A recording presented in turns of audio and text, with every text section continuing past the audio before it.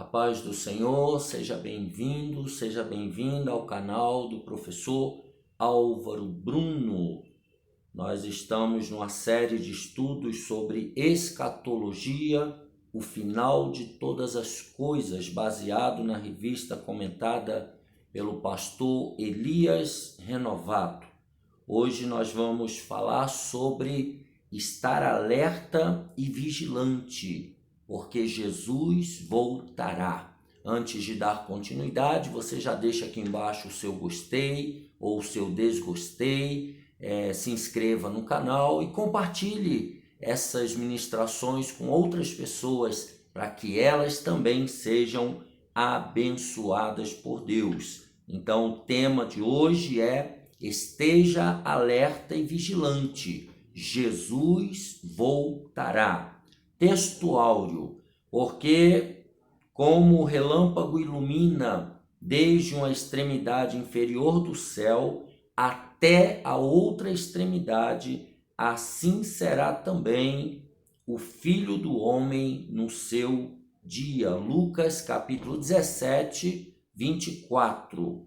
A volta de Jesus será tão repentina que não haverá chance para arrependimento e preparo de última hora.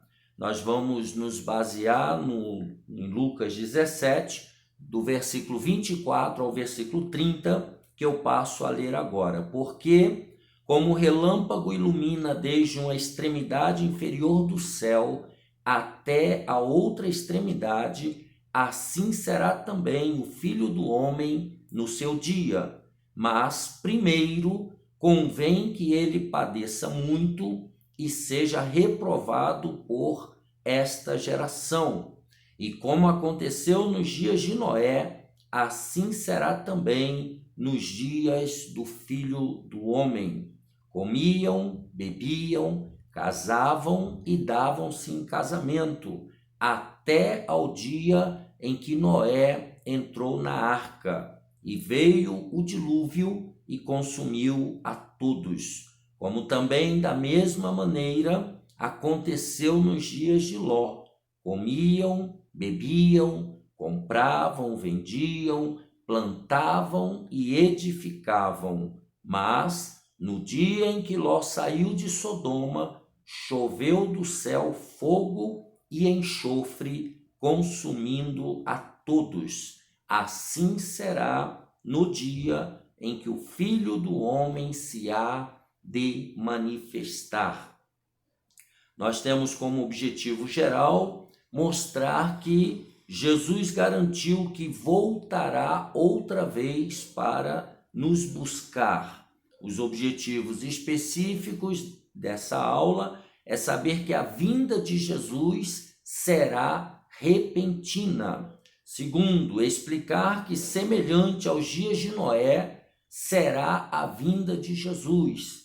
Compreender que toda a terra está corrompida pelo pecado. E fazer um paralelo entre os dias de Noé e os nossos dias. Então, nós temos aqui que devemos estar alertas e vigilantes, porque Jesus voltará. Ele voltará outra vez. O nosso ponto central é que essa vinda de Jesus ela será repentina e não dará tempo para ninguém se preparar. Então ela será repentina, de repente, sem ninguém estar esperando, né? Porque a Bíblia diz que não está revelado o dia e a hora, mas nós já vimos nas 3 lições anteriores que tem os sinais, né? Tem vários sinais que nos dão a indicativa de que já está perto a chegada do noivo. Então, Jesus ele alertou várias vezes para essa natureza súbita da sua vinda. Mesmo assim, podemos observar sem muito esforço que grande parte dos crentes está descuidada, envolvida com os afazeres da vida e não se prepara para aquele grande momento em que Jesus voltará. É o que nós vamos estudar, né? E Deus tem falado não somente pela sua palavra, mas através dos sinais da vinda de Jesus, que está chegando a hora. Então, a pergunta crucial que nós devemos começar a nos fazer é: eu estou preparado? Você está preparado ou preparada? Isso é o que nós vamos entender e meditar. Primeiro, a vinda de Jesus, conforme o ponto central, ela será repentina, como um relâmpago. O que significa isso? Jesus não declarou qual seria a hora ou o momento exato em que a igreja será arrebatada, mas ele afirmou, lá em Lucas 17, 23, e dir-vos-ão, ei-lo aqui, ou ei-lo ali, não vades, nem os sigais. Então vai haver muita gente dizendo que o mestre, que o Messias, que Jesus está aqui ou acolá. Diante dessa advertência, só nos resta orar a Deus e vigiar, para que não fiquemos para trás na volta de Jesus e para que não sejamos confundidos, pois muitos falsos cristãos, muitos falsos cristos vão surgir, tentando enganar os crentes e mesmo os ímpios. Então, esses falsos cristos, meu irmão, já na época de Jesus havia. Porque foi tão difícil para a nação de Israel aceitar Jesus como seu Messias? Porque antes dele, e mesmo no mesmo período que ele, já havia falsos cristos. Por isso, eles não aceitaram. Então, na nossa época também já existem falsos cristos, já existem falsos messias, e nós precisamos tomar cuidado. Precisamos ter discernimento para não ser enganados, pois vivemos tempos difíceis onde muitos estão pregando um pseudo-evangelho. Então agora nós temos evangelho para todos os gostos. Qualquer coisa que te agradar, que você não consegue deixar, que você não quer renunciar, é só você procurar um evangelho que se adapte a você. Isso é o que muitas pessoas têm feito, mas nós temos aqui uma advertência, que são falsos evangelhos. Nós precisamos olhar na palavra de Deus, buscar na palavra de Deus o verdadeiro evangelho, tá? Então, a vinda de Jesus será repentina como um relâmpago, será repentina também como um ladrão. Isso aqui são analogias, né? São comparações para nós entendermos a grandiosidade desse evento. Então, a vinda será como um ladrão. Diz Mateus 24, 43, mas considerai isto: se o pai de família soubesse a que vigília da noite havia de vir o ladrão, vigiaria e não deixaria que fosse arrombada a sua casa, para que a sua residência não seja furtada e a sua família esteja em segurança. Você mantém os portões e as portas bem fechados, principalmente durante a noite.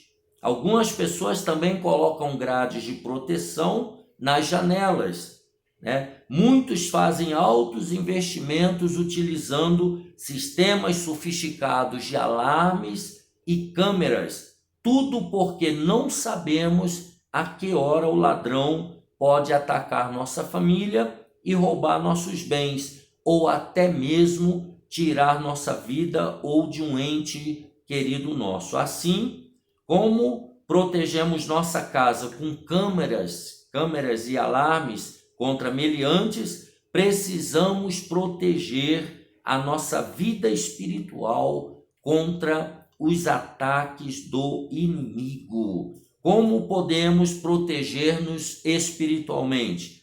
Lendo, meditando e obedecendo a palavra de Deus. Essa aqui é a primeira arma: ler, meditar e obedecer, praticando a palavra de Deus. Segunda arma para nos protegermos espiritualmente: orando, buscar ter uma vida de oração, falar com Deus diariamente, de manhã, à tarde, à noite, de madrugada, ou pelo menos 3 vezes ao dia, como Daniel, como Davi, como os homens que Deus usou na Bíblia e muitos que estão sendo usados por Deus, ter uma vida constante de oração, buscando também a santificação, tomar cuidado com não tem nada a ver. Eu e você, nós precisamos olhar para a Bíblia e saber o que é que Deus quer de mim, como é que eu agrado a Deus, como é que eu pratico a palavra de Deus para alcançar um nível de santidade. Então, isso é muito importante para a nossa proteção espiritual. E participando da comunhão com os santos.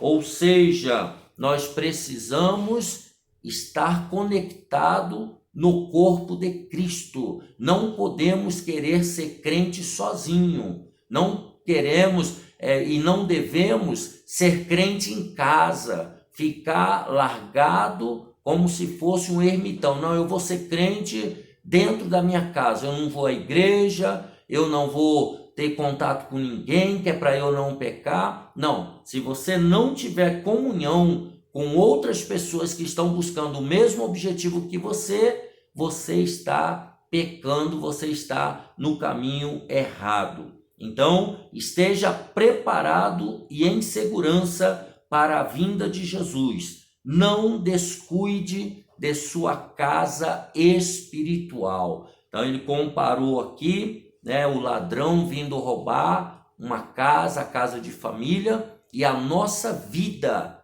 é casa espiritual que nós precisamos tomar cuidado, precisamos cuidar. E ele, então, também faz a comparação com os dias de Noé. O que acontecia? Todos nós conhecemos a história de Noé, a construção da arca, a questão do dilúvio, da destruição de toda a terra. Então, o que acontecia nos dias de Noé? Ele compara a vinda de Jesus, os nossos tempos, o tempo em que Jesus vai voltar, como nos dias de Noé. O que eles faziam? Lá no versículo 27 diz, conforme nós já lemos, eles comiam e bebiam. Comer e beber são instintos concedidos por Deus. Ninguém sobrevive sem alimento ou água.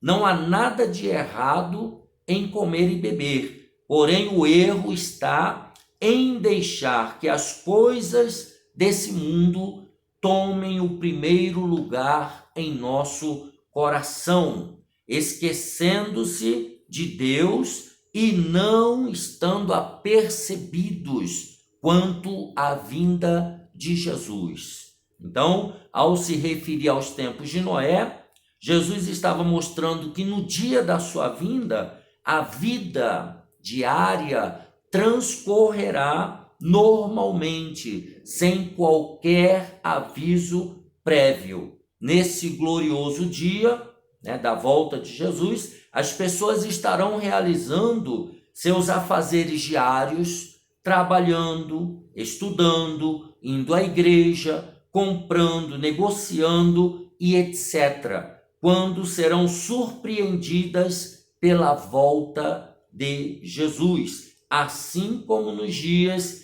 que antecederam o dilúvio. Então veja como isso é importante. Noé, durante anos, pregou que o dilúvio viria. Ele falava de dilúvio em um tempo onde as pessoas ainda não conheciam a chuva. Veja, nem chovia naquela época ainda. Por isso muitos não creram. e zombaram dele, mas o dia do dilúvio chegou. Os ímpios foram destruídos e somente Noé e sua família foram salvos das águas do dilúvio. Vamos ver isso em Gênesis, capítulo 6. Gênesis, primeiro livro da Bíblia, capítulo 6, o versículo 13, que diz assim: Então disse Deus a Noé: o fim de toda a carne é vindo perante a minha face, porque a terra está cheia de violência, e eis que os desfarei com a terra. Então aqui Deus está anunciando o dilúvio. Então Noé constrói, aí no versículo 22, assim fez Noé, conforme tudo que Deus lhe mandou, assim o fez. No capítulo 7, versículo 1, depois disse o Senhor a Noé: entra tu e toda a tua casa na arca, porque te hei visto justo diante de mim nesta geração. Versículo 5, e fez Noé conforme tudo o que o Senhor lhe ordenara.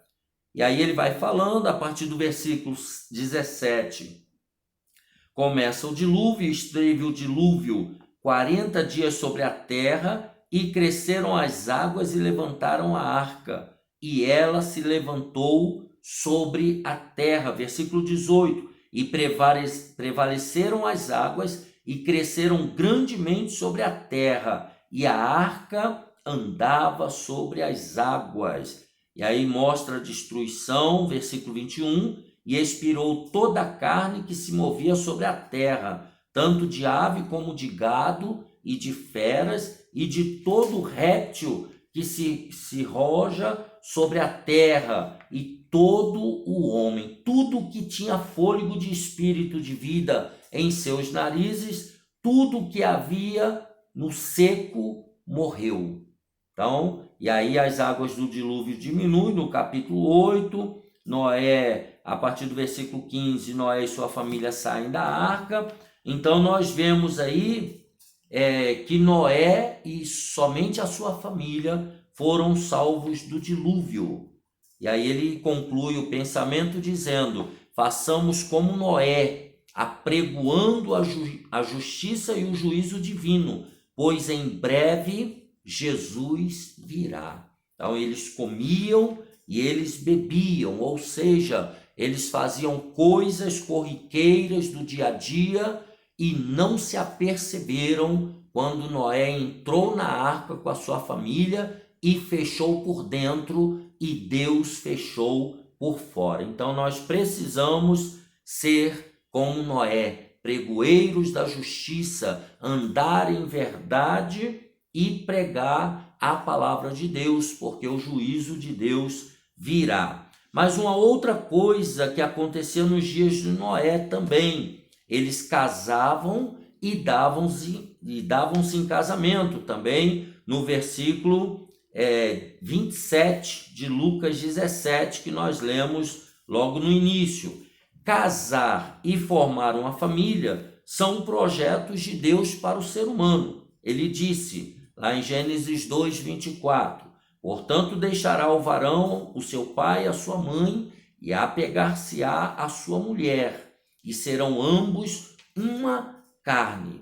Deus deseja o bem-estar do homem e o casamento contribui para isso. Porém, muitos estão de tal maneira envolvidos com seus cônjuges e filhos que se esquecem que estamos neste mundo de passagem e que o dia do Senhor virá. Mais uma vez, Jesus está afirmando que no dia da sua vinda, as pessoas estarão realizando seus afazeres diários, quando serão surpreendidas, assim como nos dias que antecederam o dilúvio.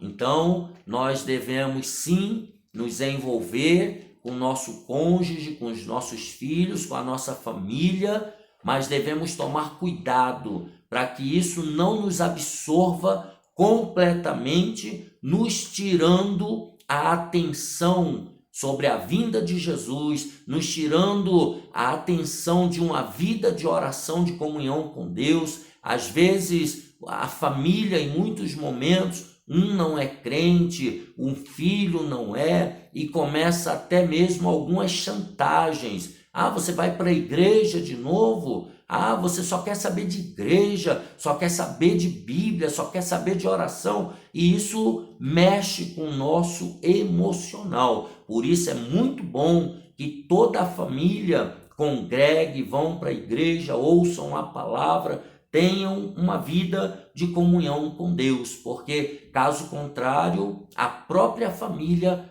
pode nos tirar a atenção da volta de Jesus. Uma outra questão que nós temos para nós estarmos alertas e vigilantes é que a corrupção geral estará implantada na terra. Então, por exemplo, toda a terra na época de Noé estava corrompida e violenta. Está lá em Gênesis 6, 11 e 12, que diz assim: a terra, porém, estava corrompida diante da face de Deus, e encheu-se a terra de violência.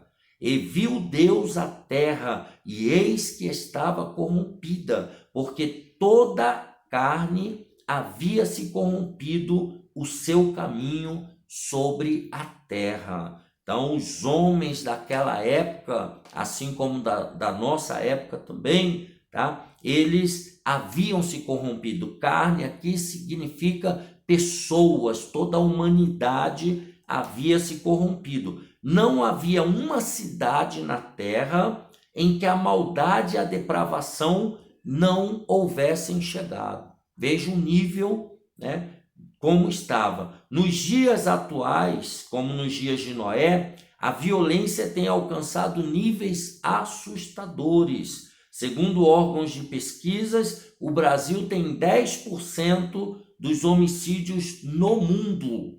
A cada ano morrem 50 mil pessoas assassinadas, sendo a maior parte jovens de 15 a 24 anos. 45 mil pessoas morrem pela violência no trânsito. Certamente a violência e a corrupção moral são sinais da volta de Jesus. A igreja precisa orar mais por nosso país e pelas nações. Vamos ver segundo livro de Crônicas, capítulo 7, e o versículo 14, um texto muito famoso no meio cristão, mas às vezes parece pouco praticado.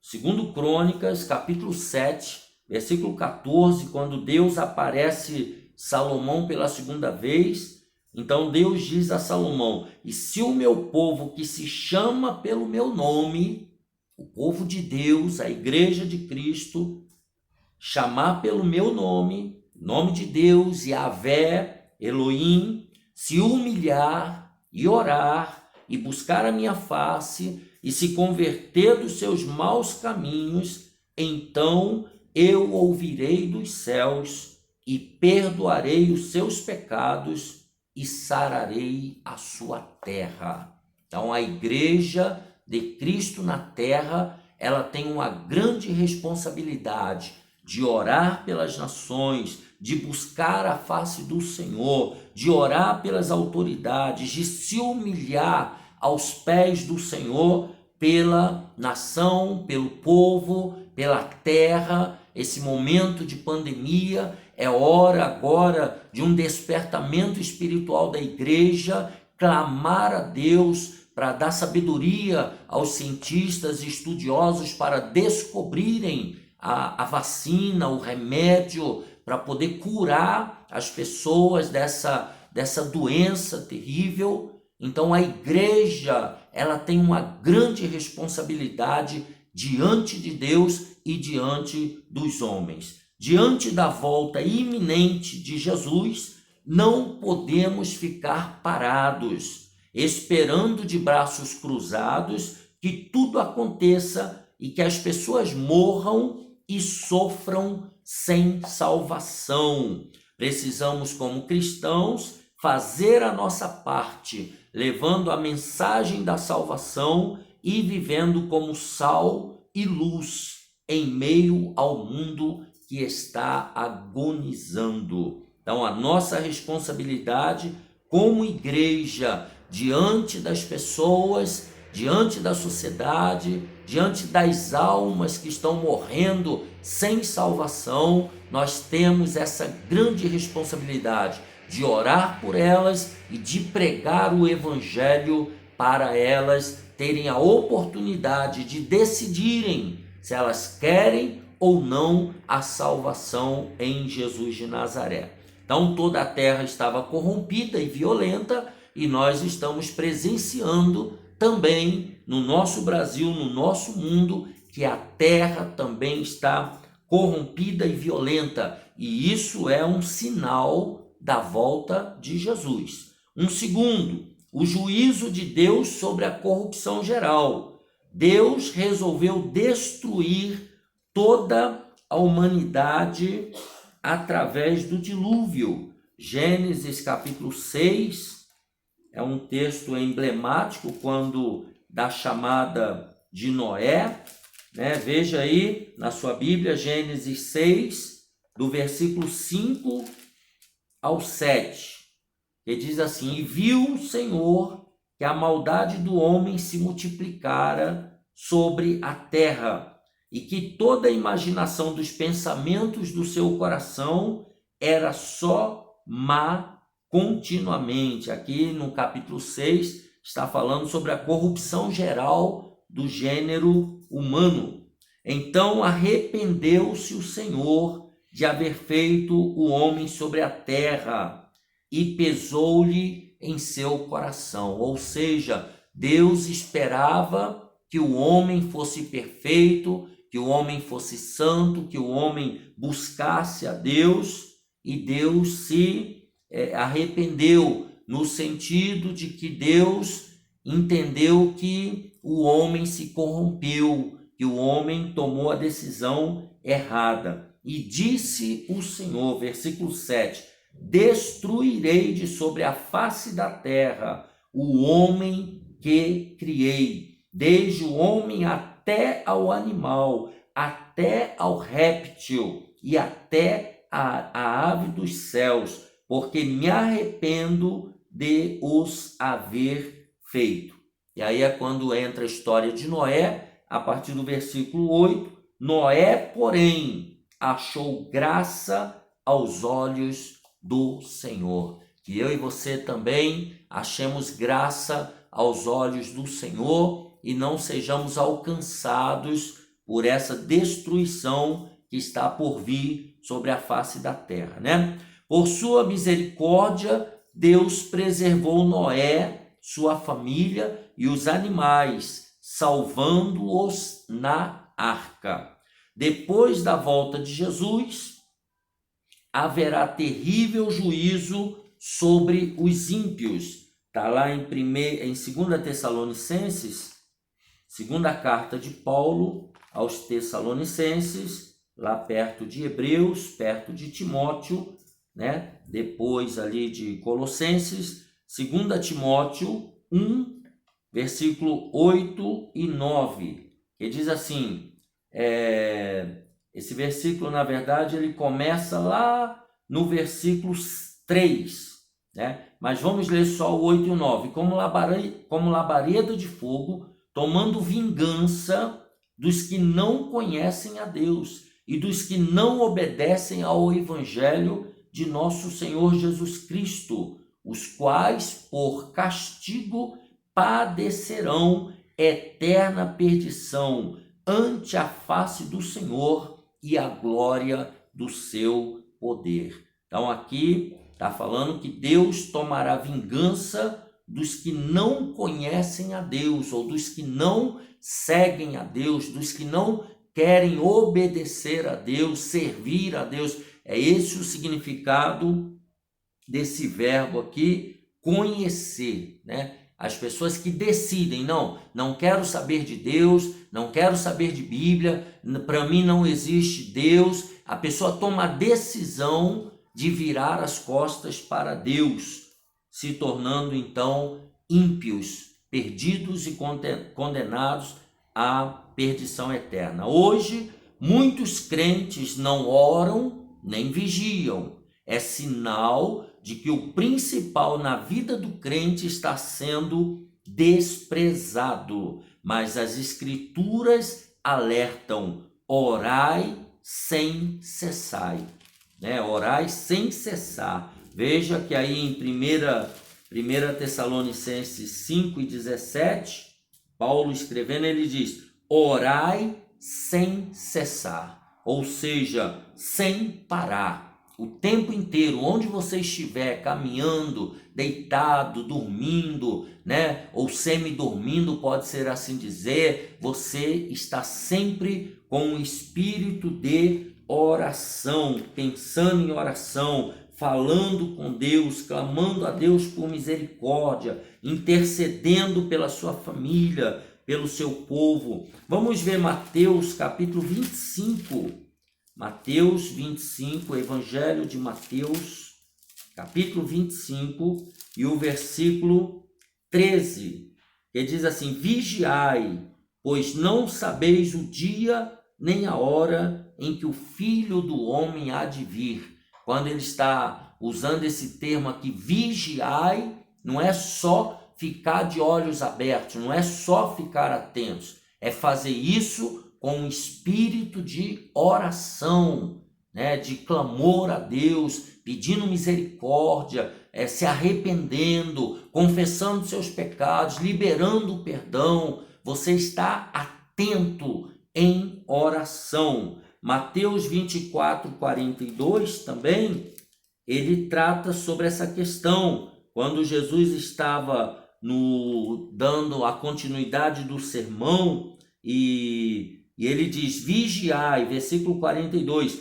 vigiai, porque não sabeis a que hora há de vir o vosso Senhor. A mesma explicação do outro versículo. Vigiar significa estar em permanente oração. Mesmo de olhos abertos, você precisa estar em oração, seja num trânsito dirigindo, seja no ambiente de trabalho, você ali concentrado, mas com pensamento em oração, em vigilância, para não ser pego desprevenido. Então, a corrupção era geral em toda a terra, o juízo de Deus veio sobre aquela geração e também virá sobre essa nossa geração. E aí ele termina dizendo como foi nos dias de Ló. Então nós vimos como foi nos dias de Noé, e também ele compara com aquelas cidades de Sodoma e Gomorra que nós já muito ouvimos falar que foi destruída, né? Como foi nos dias de Ló, dias de intensa corrupção. Olha como era lá, né? Lucas 17:28, como também da mesma maneira aconteceu nos dias de Ló. Comiam, bebiam, compravam, vendiam, plantavam e edificavam. Ló era um homem justo. Vamos ver isso aí em 2 Pedro 2:7. Segunda carta do apóstolo Pedro, logo depois de Hebreus, depois de Tiago. Aí vem a primeira carta de Pedro e logo a seguir a segunda carta de Pedro, capítulo 2, versículos 7 e 8, que diz assim: e livrou o justo Ló, enfadado da vida dissoluta dos homens abomináveis, porque este, está falando de Ló, era justo, habitando entre eles, afligia todos os dias a sua alma justa, pelo que via e ouvia sobre as suas obras injustas. Então Ló era um homem justo que vivia no meio de uma cidade, de um povo injusto, e ele orava, né? Ele clamava a Deus, ele se afligia todos os dias por causa do que ele via e ouvia sobre as obras injustas desse povo. Então, ele diz: Ló era um homem justo que viveu em uma cidade perversa chamada Sodoma. Em Sodoma e nas cidades vizinhas, o homossexualismo era uma prática comum. Certa vez, na Bíblia, conta que os homens da cidade atacaram a casa de Ló, desejando abusar dos anjos que ali foram enviados pelo Senhor. Aqueles homens pervertidos acharam que os anjos estavam fazendo parte de uma festa. Nós podemos olhar isso lá em Gênesis capítulo 19. Vamos dar uma olhadinha, abra sua Bíblia aí.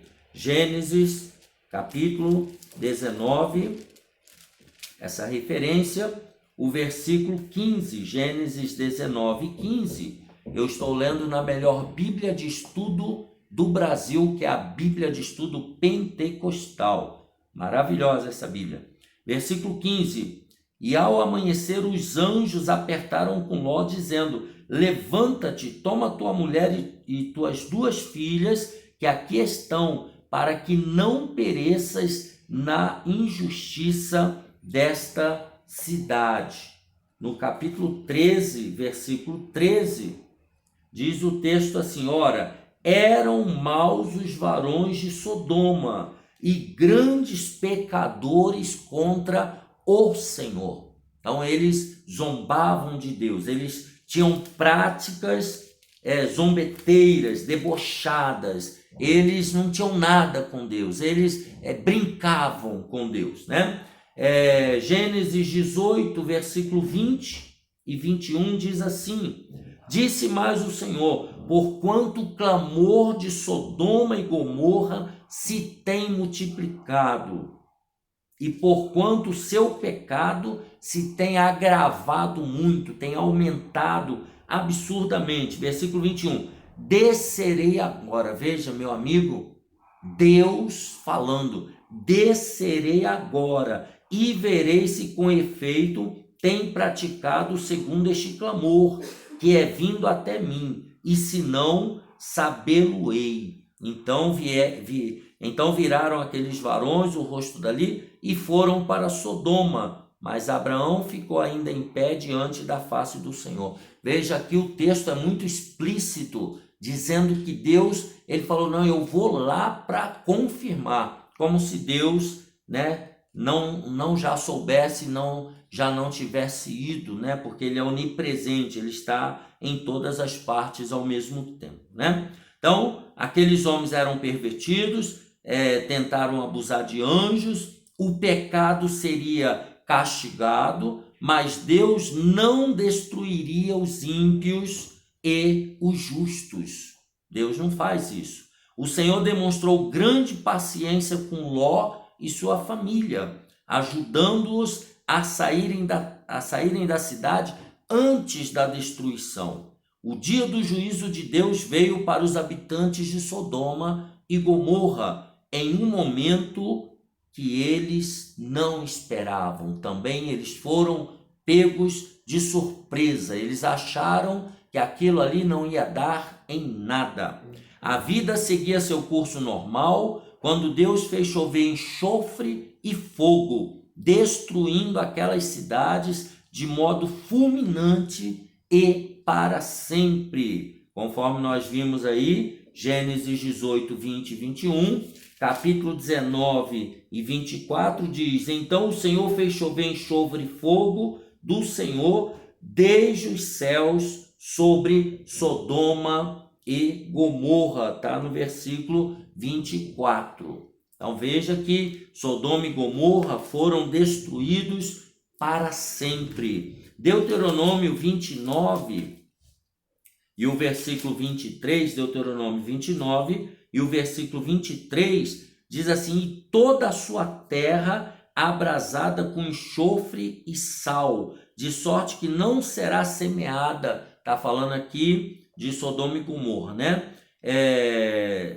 dizendo, e nada produzirá, nem nela crescerá erva alguma, assim como foi a destruição de Sodoma e de Gomorra, de Adimá e de Zeboim, que o Senhor destruiu na sua ira e no seu furor. Então foi uma destruição completa, uma destruição total. Lá em 2 Pedro, onde estávamos, no capítulo 2 e o versículo 6, nós lemos o 7 e o 8, né? No capítulo 6, no versículo 6, 2 Pedro 2 e 6, diz assim: condenou a subversão às cidades de Sodoma e Gomorra, reduzindo-as a cinza e pondo-as para exemplo aos que vivessem impiamente. Então, Sodoma foi completamente destruída para servir de exemplo para aqueles que também querem viver de maneira ímpia, afastado de Deus. A mulher de Ló, durante a fuga, resolveu olhar para trás. E diz o texto que ela se tornou o quê? Quem lembra aí? O que a mulher se tornou? Está lá em Gênesis 19 e o versículo 26. Olha só o que aconteceu com a mulher de Ló. A ordem era: ninguém olhe para trás. Versículo 26. E a mulher de Ló olhou para trás e ficou convertida numa estátua de sal. Olha o que acontece com a pessoa desobediente. A ordem era e ainda é: não devemos olhar para trás. E com ela aconteceu isso, virou uma estátua de sal. Certa vez Jesus alertou: lembrai-vos da mulher de Ló. Está lá em Lucas 17:32. O coração da mulher de Ló estava na sua cidade, em seus bens materiais. Que nossos corações não estejam nas coisas deste mundo, carros, casas, conquistas, mas nas coisas do alto, de Deus, pois no grande dia do Senhor não vamos levar nada desse mundo. Então veja que a mulher de Ló, o coração dela estava nos bens materiais, ela estava apegada às coisas deste mundo. Eu e você precisamos tomar cuidado.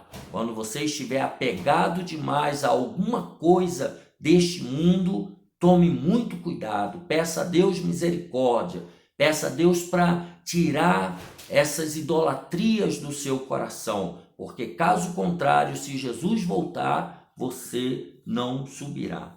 Uma outra questão, então, eram dias de intensa corrupção nos dias de Noé, e era uma corrupção mundial. Veja, os dias de Ló são emblemáticos e um sinal para os dias em que vivemos. Recentemente, a Suprema Corte dos Estados Unidos, uma nação onde a maioria das pessoas se diz cristã, aprovou o casamento gay.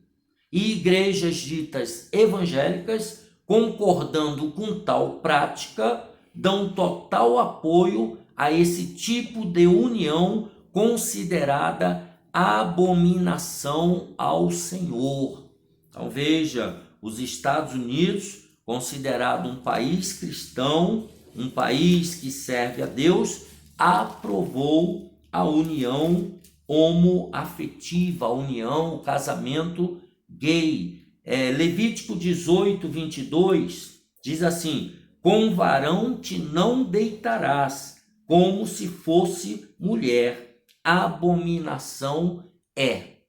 Então, a homossexualidade, essa prática, Deus não aprova, Deus não concorda. Levítico capítulo 20, versículo 3. Quando também um homem se deitar com outro homem, como com mulher, ambos fizeram abominação, certamente morrerão, o seu sangue é sobre eles. É o que a Bíblia diz e nós concordamos e nós seguimos, né? Respeitamos os diversos grupos que têm essa prática, é um problema de cada um, mas para seguir a Deus, para andar conforme Jesus andou, essa prática precisa ser deixada de lado. No Brasil, o Plano Nacional de Direitos Humanos, o PNDH3, quer assegurar os direitos trabalhistas e previdenciários de profissionais do sexo. Então, a prostituição está sendo legalizada, está entrando para a lei. Isso significa que no programa oficial, o governo considerará a prostituição uma atividade profissional. Então, veja, até um tempo atrás era crime e de crime foi para o outro extremo, né? A prostituição tornando-se uma atividade profissional. Olha o mundo em que nós estamos vivendo. E por último, e não menos importante, a destruição da família, também como nos dias de Ló. No Brasil temos visto vários projetos cujo objetivo é dar fim ao modelo bíblico cristão de família, um homem, uma mulher e sua prole, né? Quem está por trás desses projetos é o diabo, pois seu objetivo é destruir a família tradicional, constituída de pai, mãe e filhos, como Deus instituiu. Lá em Gênesis 1:27 diz: e criou Deus o homem à sua imagem, a imagem de Deus o criou, macho e fêmea os criou. Versículo 24: portanto deixará o varão o seu pai e a sua mãe, e apegar-se-á a sua mulher, e serão ambos uma carne. Então, de dois, Deus faz um homem e uma mulher tornam-se uma só carne. A diabólica ideologia de gênero que tem sido disseminada em nossa nação ensina que o ser humano, quando nasce, não tem sexo definido, ou seja, nem é homem ou mulher. Eles dizem erroneamente ser gênero neutro. É uma prova inequívoca de que a iniquidade está se multiplicando de forma avassaladora, o que faz soar a contagem regressiva para o Apocalipse. Ou seja, nós estamos realmente no final dos tempos. Conclusão: nunca na história a humanidade esteve tão longe de Deus. Mesmo com tantas religiões, a maioria dos mais de 7 bilhões de habitantes do mundo não apenas descreem em Deus, mas o afrontam em rebelião aberta contra a sua lei, a Bíblia Sagrada e seus princípios.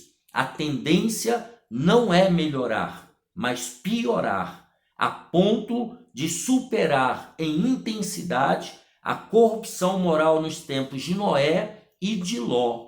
Que Deus nos guarde debaixo de sua poderosa mão, preservando-nos em santidade para a vinda de nosso Senhor e Salvador Jesus Cristo. Então, meu amigo, esteja alerta e vigilante, porque Jesus voltará, como Deus fez juízo nos tempos de Ló e nos tempos de Noé, também ele fará na nossa época. Portanto, é hora de estarmos muito alertas e vigilantes, aguardando a volta do nosso Senhor e Salvador Jesus Cristo. Que Deus te abençoe e te guarde. Não esqueça de dar aqui embaixo o seu gostei e um abraço e até a próxima, se Deus quiser.